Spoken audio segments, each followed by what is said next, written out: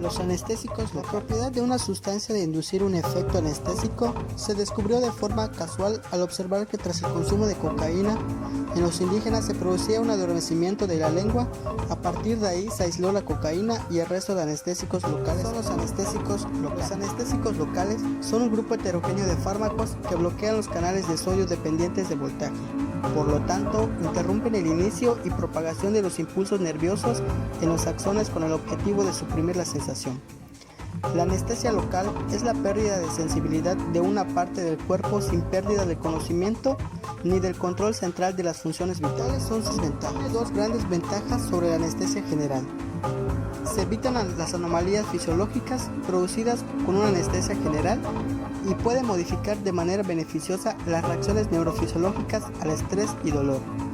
Para minimizar el peligro de las reacciones adversas es necesario elegir cuidadosamente el anestésico y la vía de administración. ¿Cómo se clasifica? Básicamente, todos los anestésicos locales están compuestos de una parte hidrófila y otra hidrófoba unidas por un enlace tipo éster o amina. Así se clasifican en tipo éster: cocaína, procaína, tetracaína, benzocaína, y de tipo amida: lidocaína, mepivacaína, bupivacaína, etidocaína, rilocaína y ropivacaína. ¿Cuál es su estructura? Estructuralmente, las moléculas de los actuales anestésicos locales están integradas por tres elementos básicos: un grupo hidrofóbico, que es un anillo aromático determinante de la liposolubilidad, difusión y fijación de la molécula. La liposolubilidad del fármaco determina la potencia farmacológica. A mayor liposolubilidad, mayor potencia. Un grupo hidrofílico, una amida secundaria o terciaria que modula la hidrosolubilidad y por consiguiente su difusión sanguínea o ionización. Una cadena intermedia con un enlace de tipo éster o amida, responsable de la velocidad de la metabolización del fármaco y por tanto determinante de la duración de la acción y su toxicidad. Los anestésicos. El anestésico local puede actuar sobre cualquier fibra nerviosa o más concretamente sobre cualquier estructura excitable del organismo, por lo que puede producir parálisis tanto sensorial como motora. Los anestésicos locales son fármacos capaces de bloquear de manera reversible la conducción del impulso nervioso en cualquier parte del sistema nervioso a la que se apliquen, originando una pérdida de sensibilidad y siendo la recuperación de la función nerviosa completa. Es muy importante preguntarnos cómo actúan los anestésicos locales. Su función principal es interrumpir el inicio y propagación de los impulsos nerviosos en los axones con el objetivo de suprimir la sensación. También pueden inhibir varios receptores, aumentar la liberación de glutamato y deprimir la actividad de algunas vías de señalización intracelular. Dentro de las neuronas, las células emisoras liberan los neurotransmisores que viajan a través del espacio presináptico. Estas son recibidas por otro neurotransmisor que es unido al receptor. Para poder comprender un poco más acerca de la acción de los anestésicos locales en el estímulo nervioso, es necesario preguntarnos cómo actúa la membrana. El estímulo nervioso de origen químico, mecánico o de temperatura genera un impulso que viaja a través de la fibra nerviosa. Este debe propagarse de manera constante con independencia de si el estímulo inicial persiste o varía. Y esto es posible porque el impulso viaja gracias a la propia energía liberada en la fibra nerviosa. ¿Cómo actúa la membrana nerviosa? Al potasio, esto genera una fuerza pasiva que impulsa a igualar las concentraciones de dicho ion, tanto a nivel intracitoplasmático como fuera de la membrana. Sin embargo, ante esta acción pasiva existe la bomba de sodio-potasio, que trabaja para introducir iones de potasio en el interior y sacar iones de sodio hacia el exterior celular. De mismo modo, la carga electronegativa en reposo del interior de la propia membrana ejerce una atracción electrostática que impide una migración pasiva a favor del gradiente de este ion. Tenemos, por tanto, un exceso de iones de potasio en el interior axoplásmico, un potasio que pugna por salir al exterior e igualar concentraciones. La membrana además es solo parcialmente permeable al sodio e impide una entrada masiva de estos iones al interior celular. Esta entrada está impulsada tanto por un favorable gradiente de concentración, es decir, que difundirían al espacio intracelular donde su concentración es mucho mejor, como por el gradiente electroestático de la membrana, pues como iones positivos serían atraídos por la carga negativa intracitoplasmática al interior. Tenemos así un déficit de sodio intracitoplasmático que genera una tensión iónica de moléculas de sodio que pugnan por entrar al interior de la fibra nerviosa. Cuando se permite el paso masivo de iones cargados positivamente, se produce un cambio de potencial eléctrico, el cual se produce no a través de la membrana, que como hemos visto se comporta de una manera semipermeable, sino a través de unos canales que atraviesan dicha membrana, los llamados canales iónicos. Son estos canales iónicos que atraviesan dicha membrana la puerta de entrada masiva de iones, dejando pasar de 107 a 108 iones, una velocidad 1000 veces mayor de la que sería capaz cualquier proteína transportadora.